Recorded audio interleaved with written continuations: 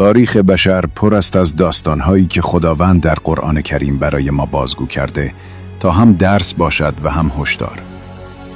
یکی از شگفت‌انگیزترین این داستان‌ها ماجرای قومی است که به دلیل سرپیچی از فرمان خداوند و نیرنگ در دین به صورت میمون مسخ شدند.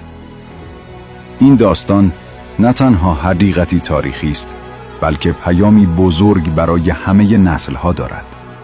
این که نافرمانی از خدا و بازی با احکام الهی سرانجامی جز خواری ندارد. قومی از بنی اسرائیل در کناره‌های دریا و سواحل سرزمین شام زندگی می‌کردند. خداوند برای آزمایش آنان روز شنبه را روز عبادت و ترک کار قرار داده بود. در این روز صید ماهی حرام بود و بنی اسرائیل موظف بودند که تنها به یاد خدا بپردازند. اما امتحان الهی سخت بود، چرا که ماهی‌ها روز شنبه بیش از هر روز دیگری روی آب می آمدند و به راحتی شکار می شدند. این قوم به جای صبر و اطاعت به حیله‌گری روی آوردند. آنان تورها و حوضچه‌هایی را در روز شنبه می انداختند و ماهی‌ها را در آن گرفتار می کردند. سپس روز یکشنبه آنها را جمع‌آوری می نمودند. ظاهراً حکم الهی را زیر پا نمی گذاشتند، اما در حقیقت با نیرنگ فرمان خدا را نقض کردند. قرآن کریم در این باره می‌فرماید: وَلَقَدْ عَلِمْتُمُ الَّذِينَ اعْتَدَوْا مِنكُمْ فِي السَّبْتِ فَقُلْنَا لَهُمْ كُونُوا قِرَدَةً خَاسِئِینَ. و شما از کسانی که در روز شنبه سرکشی کردند آگاهید. پس به آنان گفتیم بوزینگان خوار باشید. و در جای دیگر می‌فرماید: فلما اتوا عن ما نهوا عنه قلنا لهم كونوا قردة خاسئین.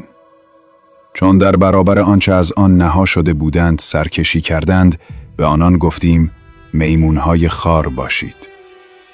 پیامبر اکرم صلی الله علیه و آله و سلم در حدیثی این حقیقت را چنین بیان کرده است: ان الله لعن الذین احتالوا علی صید السمک یوم السبت فمسخهم قردة و خنازیر. همانا خداوند کسانی را که برای صید ماهی در روز شنبه حیله‌گری کردند لعنت نمود و آنان را به صورت میمون و خوک مسخ کرد. این مسخ تنها تغییر شکل ظاهری نبود، بلکه خوار شدن و از بین رفتن کرامت انسانی آنان بود. قرآن کریم در پایان می‌فرماید: فجعلناها نکالا لما بین یدیها و ما خلفها و موعظة للمتقین. و این کیفر را برای مردم آن زمان و آیندگان عبرت و پندی برای پرهیزگاران قرار دادیم. این داستان نشان می‌دهد که نیرنگ در دین و بازی با احکام الهی عاقبتی جز رسوایی و خشم خدا ندارد.